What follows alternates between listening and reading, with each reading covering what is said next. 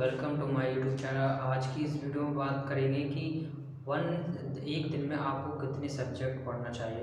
This video is very helpful for those student preparing our competitive exam. तो आज की इस वीडियो में बात करेंगे कि एक दिन में आपको कितने सब्जेक्ट पढ़ना चाहिए। देखिए, ये मैटर करता है आप किस फेज़ में हैं। अगर आप किसी चीज़ को शुरू से स्टार्ट करेंगे तो you have to give much time. आपको बहुत ज़्यादा समय देना पड़ेगा। आप हो सकता है कि आप जितना टाइम दें वो आपके लिए कम पड़ जाए। तो आप शुरुआत में आपको किसी भी चीज़ के लिए आपको ज़्यादा समय देना पड़ेगा। This is natural phenomena. अगर आप एक बार किसी चीज़ को सीख जाएंगे तो फिर उसमें आपको फिर कम टाइम देना पड़ेगा।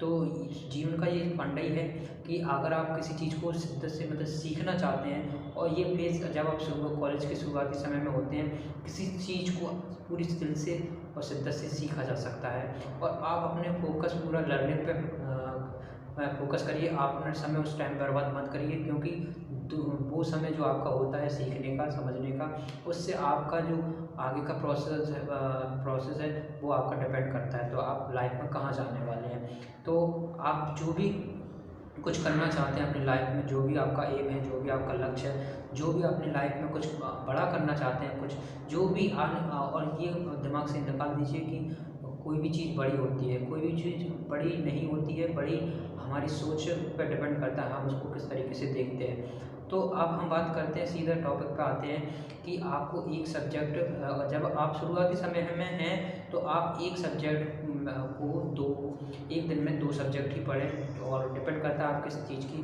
तैयारी कर रहे हैं। और अगर आप लोग किसी बड़े एग्ज़ाम की तैयारी कर रहे हैं तो आप कोशिश करें कि किसी चीज़ को सीखने में वो आपका जो आप हो सकता है कोई नई फील्ड में आप अगर आए हों तो वो चीज़ आपको बिल्कुल नहीं लगेगी।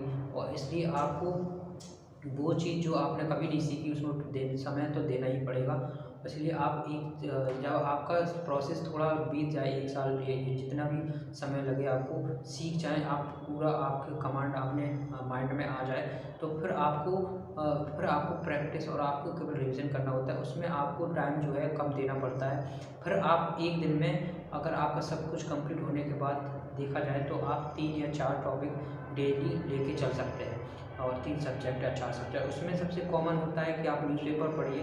न्यूज़पेपर पढ़ने से आपका जो एटमॉस्फेयर है, चारों तरफ क्या चीज़ें चल रही हैं अपनी लाइफ में, और वो सबसे मैटर करता है, क्योंकि आपको नॉलेज होना चाहिए कि हमारे चारों ओर क्या बदलाव हो रहा है और हम क्या सीख रहे हैं नया, और क्या चीज़ें सरकार हमें दे रही है और हम क्या कर रहे हैं उसके लिए।